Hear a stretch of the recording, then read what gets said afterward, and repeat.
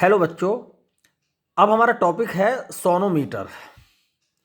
Sonometer एक ऐसा उपकरण है जिसकी सहायता से हम ट्रांसवर्स स्टेशनरी वेव्स को किसी डोरी की सहायता से प्रदर्शित कर सकते हैं। ठीक है, यानी हम ट्रांसवर्स स्टेशनरी वेव को फॉर्म कर सकते हैं इसकी सहायता से, और साथ में जो वेव प्रोड्यूस होती है उनकी फ्रिक्वेंसी फाइंड कर देते हैं। ठीक है, इसमें एक लकड़ी का बॉक्स होता है, 1 मीटर लगभग इसकी लेंथ होती है। ठीक है, इसे हम रेजोनेंस बॉक्स बोलते हैं। इसमें एक खुंटी होती है एन पॉइंट पर, और यहाँ पर किसी डोरी को या वायर को हम बांधते हैं और ये पुली के थ्रू इसको हम नीचे लटकाते हैं। इसके इस सिरे पर वेट लटका जाता है जिससे हम इसमें टेंशन प्रोड्यूस करते हैं। ठीक है, इसमें जैसे जैसे वेट बढ़ता है तो इसमें टेंशन बढ़ती चली जाती है वायर में, और जैसे ही हम इसको थोड़ा सा यहाँ पर वायर में डिस्टरबेंस क्रिएट करते हैं तो यहाँ पर जो वेव डेवलप होती हैं उनको हम ट्रांसवर्स स्टेशनरी वेव बोलते हैं। ये B1 और B2 दो ये ब्रिज हैं, ब्रिज B1 और ब्रिज B2, इन दोनों के बीच में, ठीक है, हम इन ट्रांसवर्स स्टेशनरी वेव को प्रोड्यूस करते हैं। इनको हम आगे पीछे खिसका कर ट्रांसवर्स वेव जो यहाँ पर प्रोड्यूस हुई है उसकी लेंथ को हम बढ़ा सकते हैं। ठीक है, तो ये डिवाइस है। इसका जो फॉर्मूला है फ्रिक्वेंसी का हमने पढ़ा है, n is equal to 1/12 √T/m। हमने बता दिया कि जैसे जैसे वेट बढ़ेगा T is equal to mg। g gravitational acceleration है और m मास है, यही टेंशन देगा यहाँ पर। ठीक है, जो टेंशन होगी m इंटू जी के बराबर होगी, और m क्या है, मास पर यूनिट लेंथ।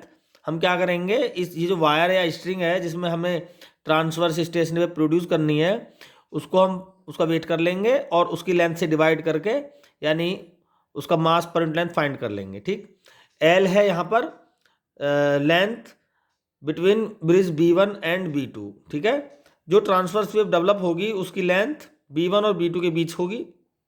यहाँ से मेजर कर लेंगे, इस पर एक स्केल भी लगा होता है, हम माप लेंगे कितने सेंटीमीटर की लेंथ है इसकी, इसको आगे पीछे खिसका के हम इसकी लेंथ को बढ़ा घटा सकते हैं। ठीक है, इस तरह से हम जो भी यहाँ पर वेव प्रोड्यूस होगी उसकी हम लेंथ को फ्रीक्वेंसी n को फाइंड कर सकते हैं।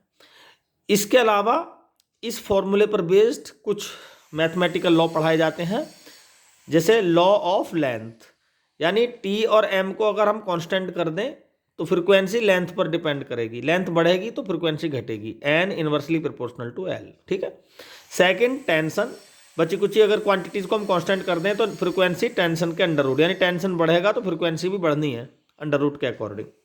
Length of mass, law of mass, फॉर्मूले में देखो m अंडर रूट में इन्वर्सल में आ रहा है तो frequency inversely proportional to m को हम वॉल्यूम इंटू डेंसिटी, यानी फ्रीक्वेंसी डेंसिटी के भी इन्वर्सली प्रोपोर्शनल होती है, और वॉल्यूम को हम πr² d into l unit है, तो डेंसिटी मैटर जो भी सब्सटेंस है उसकी डेंसिटी के भी उसी रेशो में काम करता है। ठीक है, यहाँ स्क्वायर है ना, तो density mass volume into density, density तो अंडर रूट में आ जाएगी ये, और चूंकि r स्क्वायर है तो r अंडर रूट कैंसिल हो जाएगा स्क्वायर से, तो n inversely proportional to r, तो यहाँ से हम n into r is equal to constant formula बना सकते हैं।